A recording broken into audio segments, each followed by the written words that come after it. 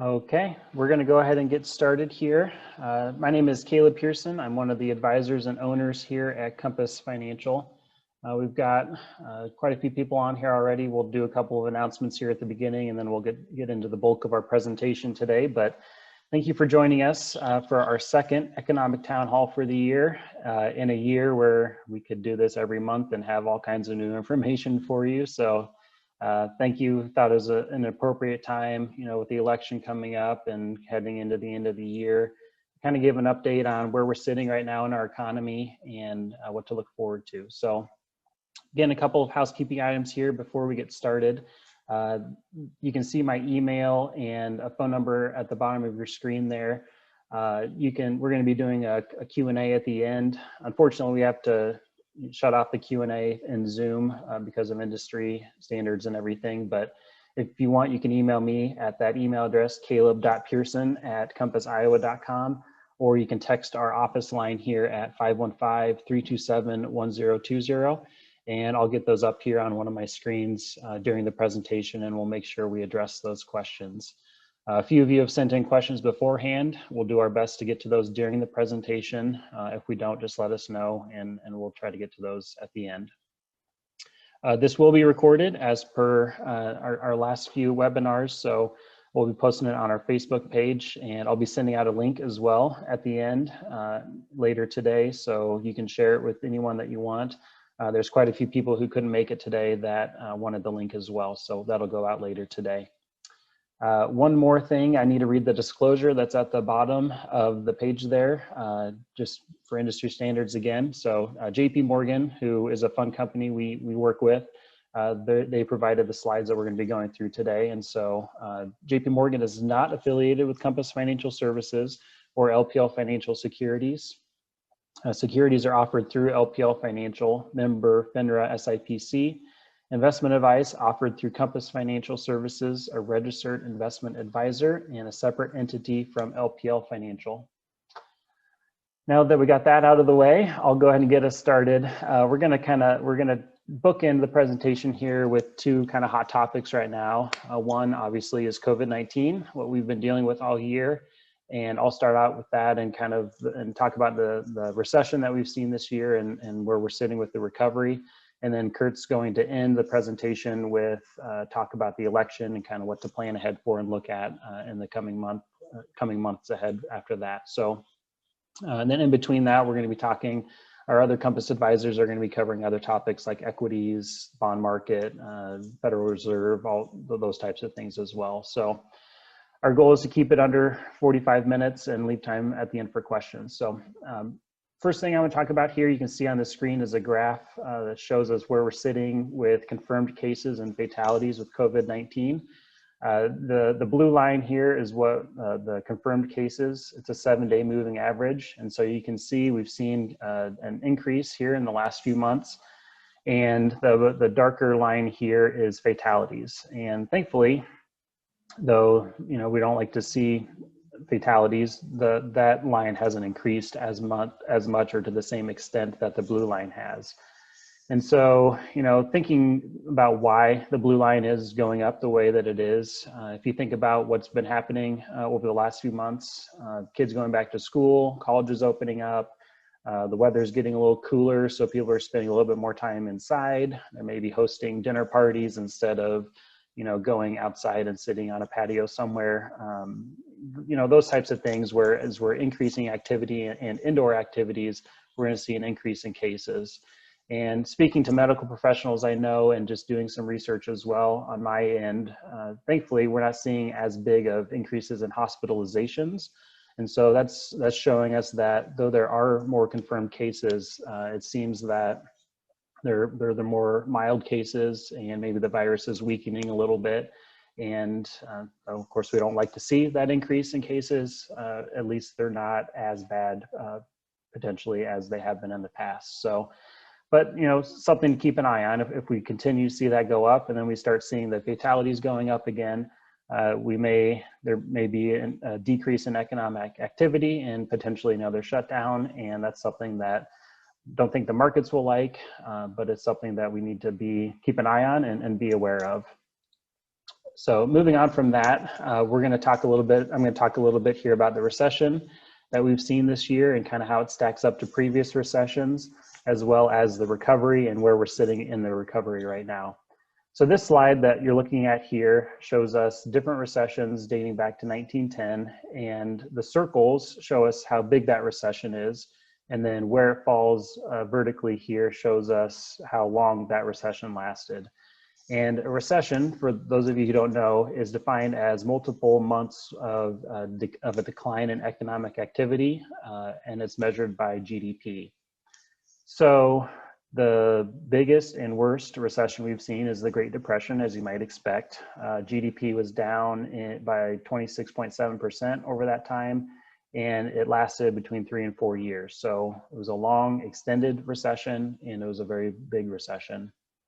The second worst recession we've seen is post-World War II. It was shorter, less about a year or so, at 12.7% decline in GDP. And then the third worst was the one that we've experienced this year. So though it was very short, it lasted over a period of months and not years. It was still a very quick and large decline in real GDP. So 10.2% decline in GDP the beginning of this year. So definitely something that that we'll remember for years and years to come, and it was a big deal. But we've started to see a recovery, and so when we start talking about recoveries, people wonder: are we going to see a V-shaped recovery, where a V-shape, we see the big decline and then things bounce back just as quickly? Are we going to see a U-shape where things come down, they stay down for a little bit, and then they come back up? I don't necessarily think that either of those are going to be true in this case. One of the economists that I follow, Dr. David Kelly, who actually works for JP Morgan, he thinks it's going to be more of a decline, then we see a bounce, which I feel like we've seen this year, and then a crawl where things kind of crawl along for a little bit of growth, but it's more just kind of the status quo. And then eventually a surge where things really start kicking in and start going back up more quickly, back to where we were in 2019. And so the catalyst for that surge, as many believe, it's going to be when the vaccine comes out. And so we don't know when that's going to be. Thankfully, there are a lot that are out in the final stages, a lot of vaccines in the final stages of testing. The market is kind of priced in that it'll come in the first half, either the first quarter or the beginning of the second quarter of next year. But one of the questions the client had is, what if that comes later in the year, in the third quarter or fourth quarter, things are delayed in those vaccines coming out?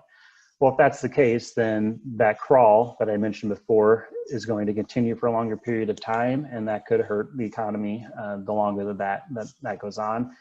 And worst case scenario is if we see a big surge in cases of COVID and things shut down again, or the CDC, is a little bit stronger on their protocols and everything, we could see another decline in economic activity, and maybe, I don't think we'll have another recession necessarily, but we'll have a period of time where things aren't improving at the rate that we would like to see that. So those are all things to keep an eye on.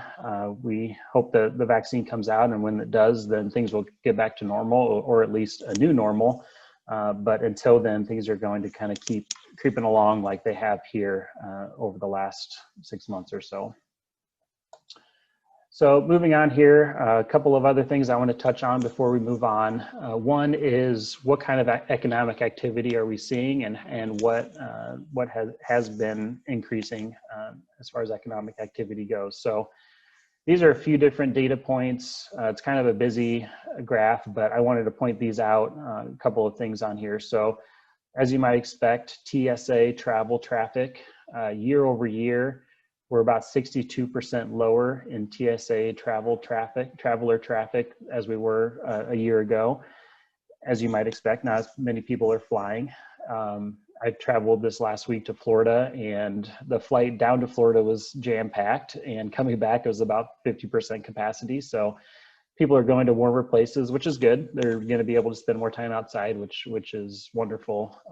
But it's down quite a bit still since last year, and expect that to stay the same until the vaccine comes out. But moving up here, people sitting down to eat, down about 56% year over year. as you might expect, at 50% capacity. We're about 50% lower than where we were a year ago. Travel and navigation app usage, people are traveling less, even by car, down about 37%. Hotel occupancy is down 31% year over year. Consumer debit and credit card transactions about flat year over year. So people are still spending money in that way. They can do that from home on their couch, so that's not as big of a deal. But a big positive that we've seen this year is purchase mortgage applications. So people are buying houses like crazy. The mortgage market is going, or the real estate market, at least residential real estate, is doing really well. People are building houses, they're buying second properties so they have a place to go. And it's not shown on here, but different recreational activities, boats, RVs, those types of things are being sold like crazy all over the place. So people are wanting to get out and do more things, and that's where they're spending their money, is on residential and more fun things like that, since they can't go out and do what they're used to doing. One last thing that I'll cover here before we move on is unemployment. So we saw a big spike in unemployment back earlier this year, up to about 15% unemployment. And thankfully, with the recovery that we've seen, kind of that initial bounce, like I was talking about earlier, we've seen about that cut about in half, down to about 8% unemployment rate right now. And that's good. I mean, we want to see that continue to go down. The long-term average is 6.3%. So hopefully we get below that here in the next 6 to 12 months. But we like to see that it wasn't a sustained level of unemployment for a long period of time. That helps our economy rebound and grow again as people are still able to work. So a lot of people are working from home. That's a big difference now than what we saw a year ago. And so commercial real estate, that's a big question out there. Is how are these commercial buildings going to do moving forward? And so it'll be interesting to see. We don't have a crystal ball. We don't know. But occupancy rates, I'm sure, are going to be, they are low, and they could be low for quite a while. So we'll see how that all shakes out. But that's all I wanted to talk about today. I'm going to move on to Guy here, who's going to take more of this economic idea, kind of big picture, and how it relates to the markets, and then a little bit more on specifics about our economy as a whole. So Guy? Yeah, that's right. Thanks, Caleb. So I'm going to start, and I thought it would be good to bring up a lot of the things that we are looking at in our investment committee work here at Compass to identify opportunities, to see what's working and what's not working. So I'm going to start from a global perspective and work it down to the Federal Reserve and then the U.S. economy, and then into broadly the U.S. markets. And then the rest of the team will be handling some details. So the first slide here, you say, is basically just the world versus the U.S., kind of a measurement of the economies as measured by the stock markets across the world. And you can see really over the last business cycle of 10 to 12 years, the U.S. economy and markets have really trounced the rest of the world. And so that has been instructing us to stay domestically, be looking for opportunities here in the U.S. versus trying to go abroad and force something when really the markets haven't been doing much. And again, even today, we see that with Europe and what's going on over there. The next slide I'm going to talk about is the Federal Reserve. And in the U.S., the Federal Reserve sets the short-term interest rates. And so there's a lot going on here, but what I really want to focus on is the expectations for rates in the future. And so you see at the bottom right, you see it's currently a very low rate, in fact, almost near zero. And the expectations are, and the Fed has actually come out and said this, we expect rates to be this low for the next 2 to 3 years, okay? Now, the Fed also comes out with a longer term projection, or a long run projection they call it, which in their eyes is 5 to 6 years. And there's a little dot over away on the right-hand side that says 2.5%. So over the longer term, once we get through this economic hiccup, this recession, the Fed does see rates going back up to something a little bit more normal. So again, this is very instructive for us because interest rates set a lot of investment policy. All right, the next one we're going to look at is there's really three graphs here. The one on the left is GDP. So in the US, GDP is the total dollars of goods and services sold every year. And so you can see the breakdown. And I want to focus on one little category as we move across these three graphs, is technology there at the bottom. So that says in the second quarter of 2020, technology made up 6% of the total dollars of goods and services in the US. And then you go in the middle and see where the employment is. So actually, technology only makes up 2% of the US employment. Okay. Now on the far right is the S&P 500, which again is kind of a broad generalization of the US stock market. So technology actually adds 40% of the earnings, right? So you see it creates 6% of the GDP, employs only 2% of the people, but generates 40% of the earnings and profits for corporate America. Okay, so very interesting as you work through those three things. The last thing I'm going to talk about today is dividends. Now, the screen on the left. So there's really 5 ways companies can use their profits. And profits, again, are money that's left after everything's paid for. And they can reinvest in their own business. They can do research and development to come up with the next thing. They can buy other companies to increase their market share. They can do stock buybacks where they go out into the financial markets and buy their own stock. And that tends to push prices up. The last thing they can do is send cash payments to their shareholders in the form of dividends. And dividends are something that we watch very closely because historically they've made up anywhere from 50 to 90% of total stock returns over long periods of time. So monitoring dividends is a really big deal. So let's look at this graph on the left. Find the S&P 500 line, it's right in the middle. And you see, so that's the 500 largest companies in the US. 450 of those pay a dividend every year. Okay, and so far this year in 2020, the dividend has gone up versus how much those companies paid in 2019. But we can see across all those companies, 54% have raised their dividend. About 15% have either cut or suspended their dividend. And those cuts and suspensions have really been concentrated in 3 areas, right? Energy, price of oil down, the demand for oil is down, that makes sense. Real estate, also the market is asking the same questions that we all are. What happens to all the empty commercial buildings, right?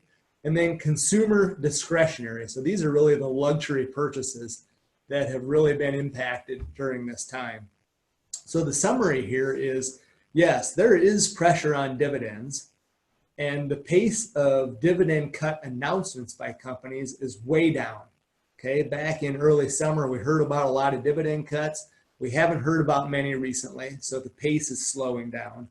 But dividends as a whole are still going up, so that is great news. Now, this is a slow process and it takes a long time sometimes for companies to decide to cut their dividend. So we're watching this very closely as things go on. Great, thank you, Guy. So now we're going to move on to Michelle. Michelle Bjorkgren is going to be covering a little bit, getting a little bit more into the stock market as a whole and diversification and how that might work. So go ahead, Michelle. Thanks, Caleb and Guy. Hi, everybody. So I'm going to take you down a little historic path of the S&P 500. And the main point of the screen that I'm sharing here, the illustration, is to get a reality check on when we really have this gut check that the S&P 500, and we look at the markets and we see the news every night where there's downturns in the Dow Jones, the S&P, the NASDAQ, and you hear that, this is kind of a reality check to really what has gone on. This is a 40-year span in the S&P 500. As Guy described, the S&P is the 500 largest US companies, and really kind of makes us think this is what the market how the market is represented. So this chart takes us back to 1980, so 40 years of history. The vertical bars are positive returns for every given year in the S&P. The red dots below are illustrating intra-year or mid-year declines in the S&P 500. The average of all 40 years of those red dots is a negative 13.8, let's call it 14%.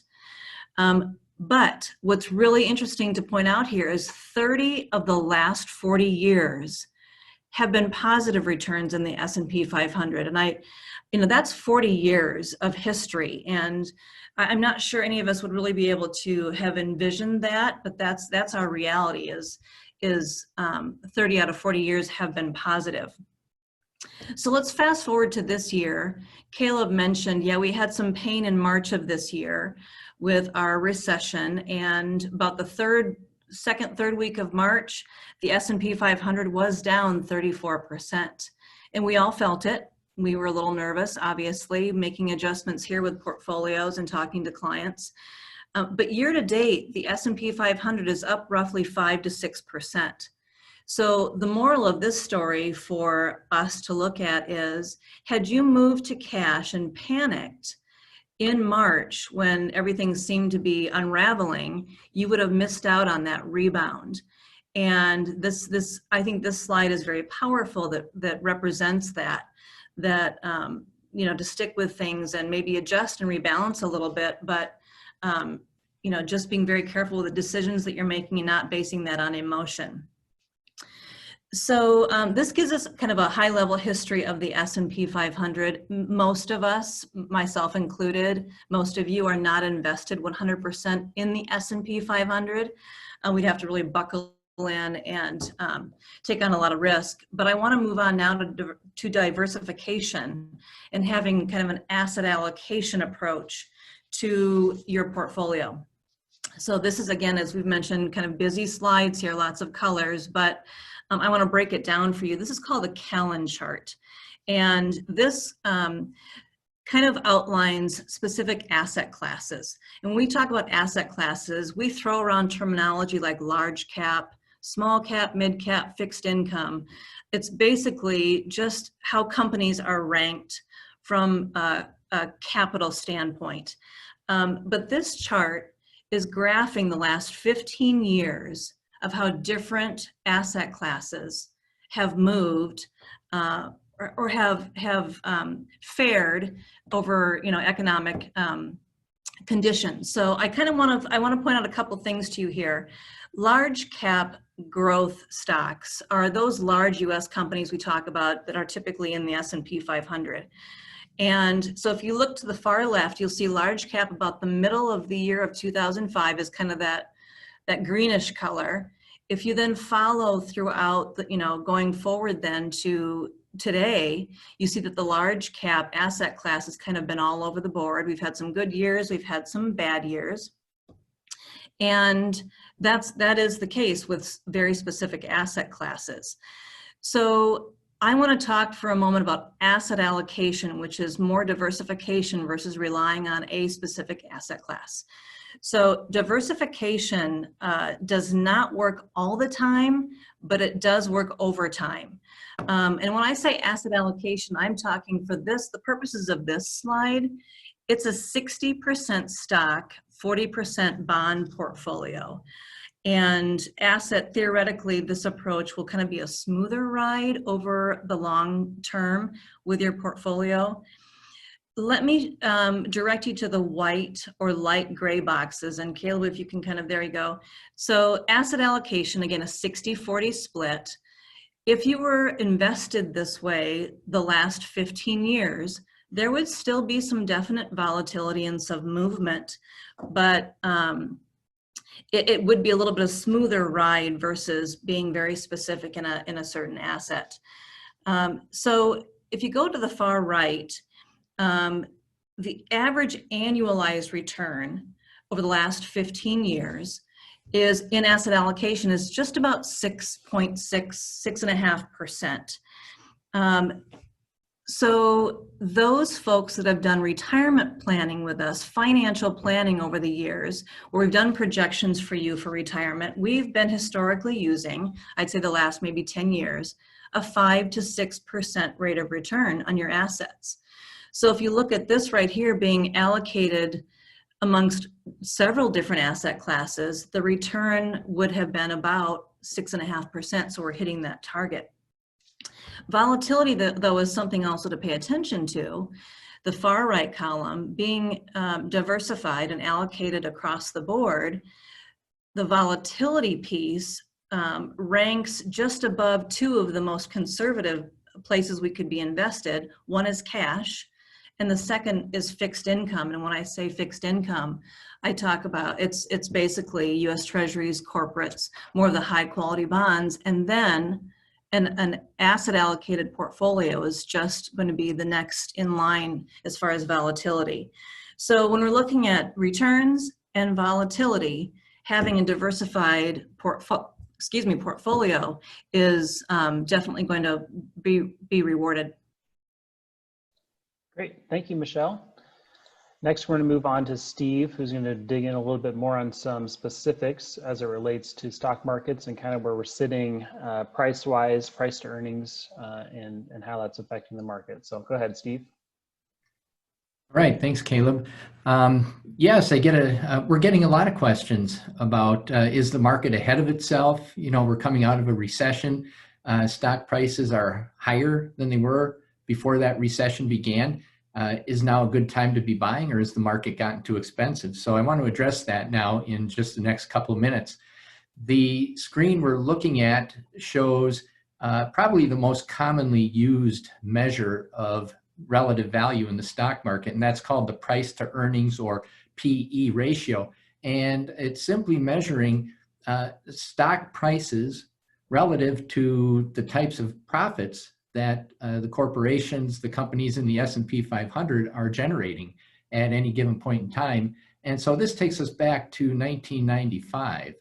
And a high PE means a relatively more expensive market, a low PE, a relatively inexpensive market.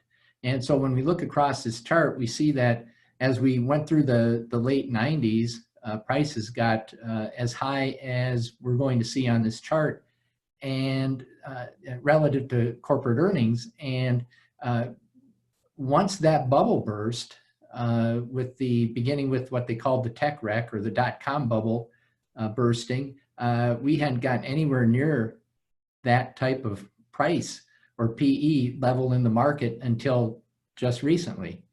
And we can see that as of February, when the market peaked, we were nearing what levels we had not seen since the late 90s. And that did not end very well. In fact, you might have noticed in the bar chart of returns that Michelle had presented that 2000, 2001, and 2002, we had 3 consecutive down years in the S&P 500. The market went down for 3 consecutive years for the first time since the Great Depression. So naturally, we need to be cautious. We need to be concerned when we see valuations getting this high. Price is what we pay, but value is what we get. And are we getting good value or not so good value? And so that's been a concern on Wall Street. It's been a concern of ours on our investment committee as we make decisions. And why is this important? I'm going to have Caleb go to the next slide. And this just shows what historically has occurred with stock market returns when we buy at different PE levels. And so, the lower, what it's showing is the lower that we can buy at, the lower the PE in the market, the higher historical returns are in the years that follow, and vice versa. So if we buy too high, we can't expect to have as good returns. We'll probably have below average returns if we buy at high PE levels.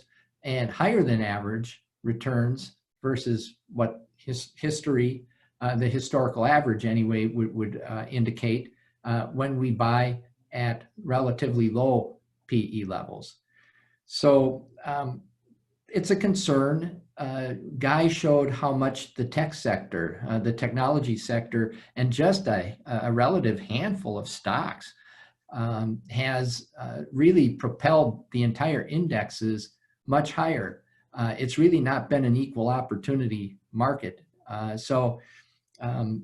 Jim Cramer from Mad Money on CNBC says, there's always a bull market somewhere. And what we're trying to do is find opportunities where we may see the next bull market. We know we've seen a bull market in technology, but not very many other places in the markets. Over most of the last 5 years, it's been that way. And so we need to look under the hood a little deeper to find where there are pockets of value.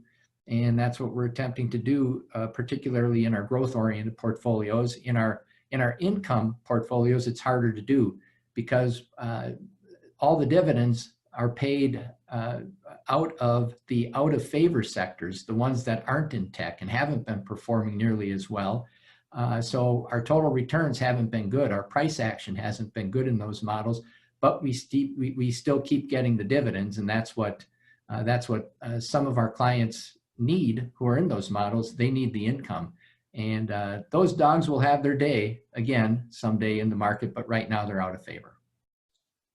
Back to you, Caleb. Thanks, Steve. All right, so we're going to dig in a little bit more here on growth versus value, and Justin Van Houten, one of the advisors here, is going to cover the next couple of slides for us. So Justin? Yeah, thanks, Caleb.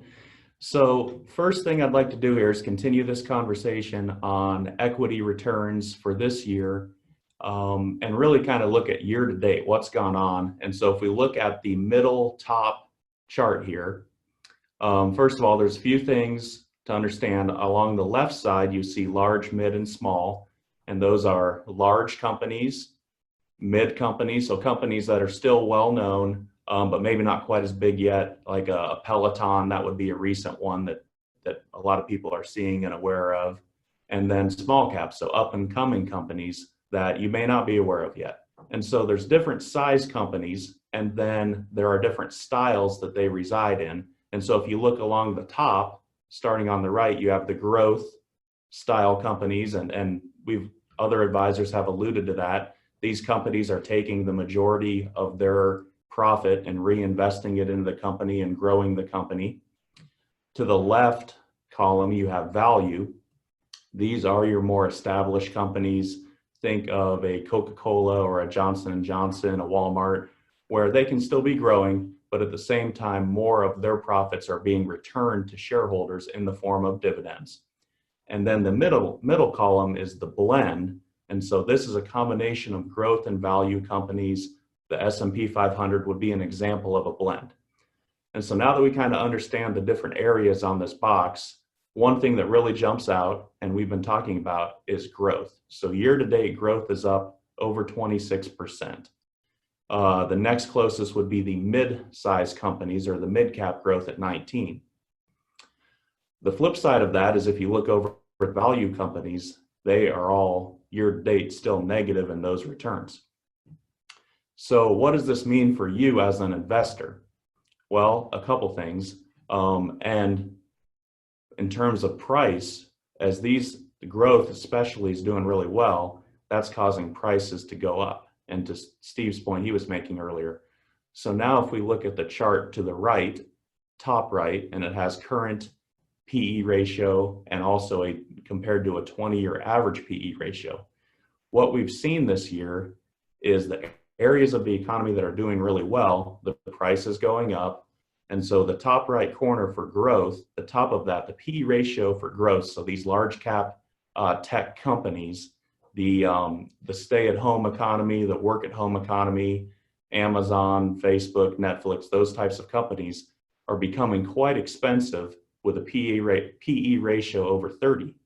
And then when you compare that to a 20-year average of about 18, you can start to see how expensive it's getting. And when you look at some of the other areas like value, large cap value, for instance, it is still actually a bit expensive too compared to a 20-year average, though not to the degree that growth is. And so the big takeaway looking at all this is that especially this year, the recovery and the growth in the market has been a very narrow band. It hasn't been a broad band yet. There can be some rotation to that. We may be starting to see some of that. But for you as an investor, the dollars that you're investing, you're having to pay a higher price right now to get that profit compared to what you might typically pay in a 20-year or a historical period. And then Caleb, if you want to go to the next slide. And so to dig into this a little bit more, this is a breakdown of the S&P 500. And as you probably know, these are the 500 largest US companies. And one thing that people don't always realize is these companies are not equally weighted within that S&P 500 when you see it in the news every day. There are 11 sectors which you see along the top. And these sectors and these companies within these sectors are market cap weighted, meaning the price and the share equate to which one's going to carry more weight within the S&P. And so why is growth doing so well this year? Well, it's the stay-at-home economy. It's the effect of COVID. It's the effect of lower interest rates. There's a number of reasons. But when you look at these sectors, it really becomes apparent. And if you look in the middle at the technology sector and you look at the S&P weight, so the very top number, the technology sector is comprising almost 28% of the S&P currently. So that carries a lot of weight there, and that's those companies that have really pulled the recovery and moved the market forward year to date. Now, if you look below the at the year to date returns, you can see some of the other areas of the market that have not fared so well, and some of those are the ones that do pay the dividends. And so that's been something that we've done a lot of work on, and we've looked at quite a bit as an investment committee. Is if you look at energy, for instance, that's a very high dividend paying sector, and year to date it's down about 50%. Financials, the third one over, year to date is down a little over 19%. Once again, a high dividend payer. So there is a big discrepancy this year between growth and value and the areas that the market is currently valuing in terms of price. So these are all things that as an investment committee, we are looking at, we are monitoring, and we are trying to find the right areas of the market that are producing currently, looking at data, looking at trends, and trying to take the emotion out of it. More recently, we have made some adjustments depending on the portfolio or the model you might be in towards a little more of a blend or a little bit of a value tilt because of some of the reasons that Steve alluded to earlier. So, but this is just kind of a snapshot of some of the things we look at on the equity side of things. Great, thank you, Justin. I'm going to move on from equities. I think we've talked quite a bit about that. That's something a lot of people want to know about, but I want to touch at least briefly here on fixed income and bonds because again, as an investment committee, we're always looking at this area of the market as well and seeing where there's opportunity and how we want to use bonds in the diversified portfolios. So as many of you know, I'll kind of re-educate though, you know, there's an inverse relationship between the prices of bonds and the yield of a bond. So if prices are going up, then yields are going down. If prices are going down, then yields go up. And we've seen that this year because of the different moves that we've seen in the bond market. So this chart here is just showing us the different areas of the bond market, what their yields are today versus the end of 2019. And then this column here is showing us the year-to-date returns in those areas as well. So as you can see, nearly every area of the bond market for the year has positive returns. And a lot of those returns came earlier in the year when we were seeing the big downturn in the stock market. People were flying to safety, as they say, and especially in different U.S. Treasury areas. So you can see, you know, the 10-year Treasury is up almost 12% year to date. And you can see because prices have gone up so much, that's pushed yields down. So we started, the 10-year Treasury started the year yielding 1.92%, and now it's yielding 0.79%. So we're near historic lows. They have gone lower, but it's still pretty low interest rates. Going down into different areas of like the corporate bond market, you can see corporate bonds, the yields are down. We've seen positive returns year to date.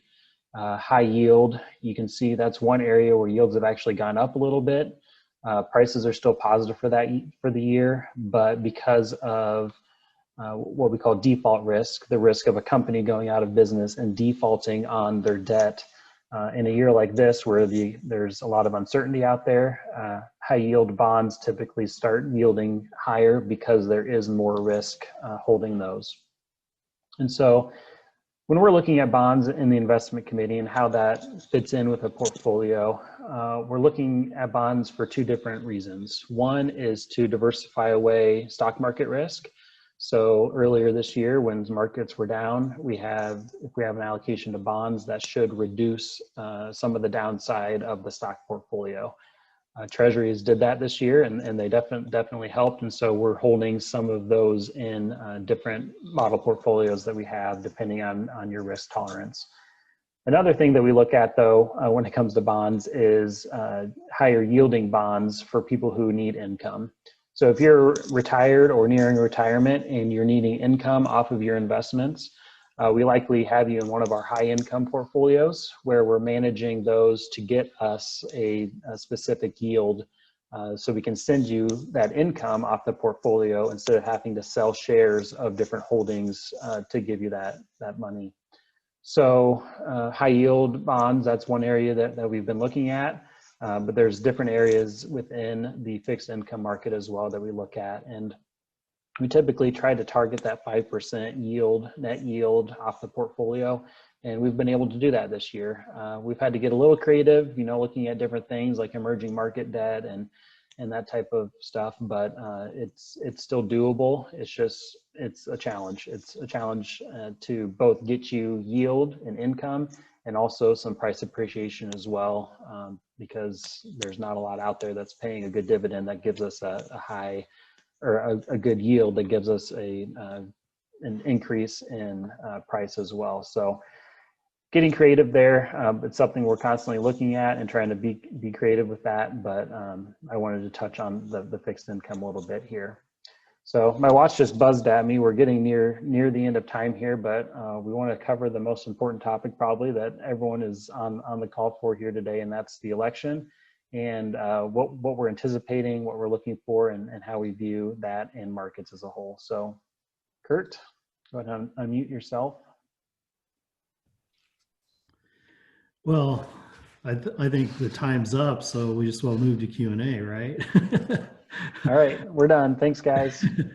I am so proud of our team, and I've been basking, as I often do, in these kinds of events with the kind of work we're putting in, the job we're doing, and I'm so proud of everyone on the team. So having said that, election years, always interesting. I can remember my first presidential election year when I started back in the day. It was 1992. President H.W. Bush was running as the incumbent. Bill Clinton was running on the Democratic side, and we had an independent candidate named Ross Perot was running. And some of you may remember that election. And learned very early on that election years create or have the potential to create a little bit of extra angst and nervous energy, wondering what's going to happen and how are things going to shake out. Well, I have three main points. I could have inundated us with 10 slides to cover in 3 minutes. If you're interested in some of those slides, most of them are approved for public use, and I can push them out to you. Just send me an email if you'd like. But the reason that I went with this one, or the reason that I've gone with this one, is just to give you a long-term perspective. And so this particular chart shows the S&P 500 dating back all the way to 1900, I believe. And it shows you some of the headline risks that the market has dealt with during that long period of time. Well, if you begin to boil it down just to the election cycle, and you begin to realize that from over a long period of time, the headline risk that's in the moment may not be as severe or as important over the long haul as what we think it is right in this moment. Example, one statistic, from 1929 to 2019, in years that one party swept the White House, the House of Representatives, and the Senate, okay, so one party swept all three. That happened 45 times out of the last 90 years, so half the time that's happened. The stock market in those years was up 7.45%. In all of the other years, there was a split. So either the House of Representatives went with one party, the White House went with another party. You get the picture. It was a split setup. The S&P 500 was up 7.26%. So if one party, and it doesn't matter which party, that's what's interesting about this statistic. So the first point that I want to make is for all of us, it's good to put the mirror up and check our own bias when it comes to what we think the economic impact could be of our particular candidate winning or losing. Because the stats and the metrics prove that the market is somewhat agnostic when it comes to Democrat or Republican. Point number two, recognize that if your candidate wins on November 3rd or loses on November 3rd, there could be shifts in policies that create opportunities. There's been much said recently about the whole fracking thing. If the fracking is as we know it, is faded away, that will create opportunities in other sectors of the economy, and it will minimize opportunities potentially in the oil and energy industry. So that's just one example, just to drive it home.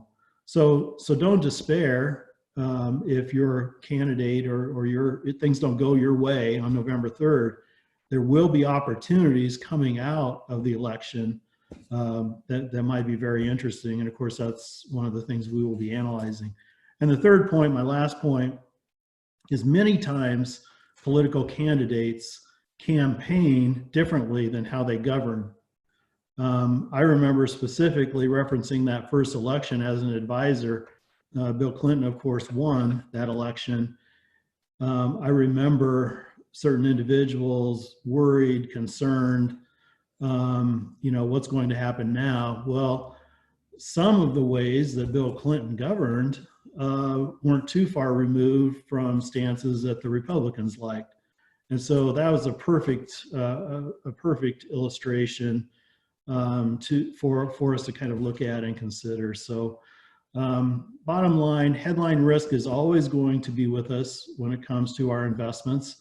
This particular headline risk of elections can be extra emotional. Anytime you have emotions entering into your financial decisions, it'd be a recipe for the decision to not be as true and honest as it could be.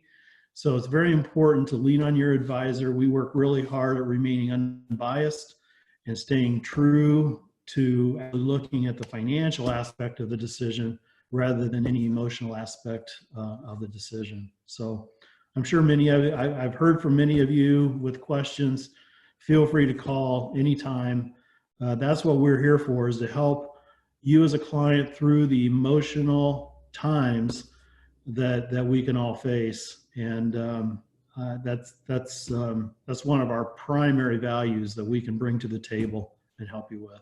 Caleb? Great, thanks, Kurt. So that wraps up the bulk of our presentation today. Don't see that any questions have come in here, but I do want to just kind of bring it all together here at the end. If you have a question, you can email it here. My email address again is at the bottom, or you can text our landline 515-327-1020. We've talked about a lot today. We've gone into quite a bit of detail into the economy, the stock market, bond market, the election, all of these different topics. I want to take a step back and just kind of bring it back down to more of a personal level. Kurt kind of alluded to it there at the end, but everything comes down to your situation. It's our job, and we appreciate, for those of you who are clients, we appreciate the opportunity to continue to work for you, but it's our job to sift through all of this and deal with all of these data points and do the research and work through all of these different things. And it's the job of our investment committee to make decisions and to create portfolios that match up with our clients' risk tolerances and goals. And we love doing that work. That's why we're here. That's why we've been here for as long as we have. And it's our goal to come alongside you and help you achieve your financial goals. And through the financial planning and sitting down and actually crunching your numbers and seeing what you need your money to do for you, that's what we really enjoy, and we love doing that. So there's a lot of uncertainty out there right now. There's always going to be uncertainty, and that's where we come in, and that's why we want to help you. So don't see any questions, so we'll go ahead and wrap up. Thank you, everybody, all the Compass team members, for being on the webinar today. We'll send out a recording at the end here later this afternoon. And again, you can find it on our Facebook page as well. And if you have any follow-up questions, you want to reach out to your advisor, please do so. We're here to help. So thanks, guys.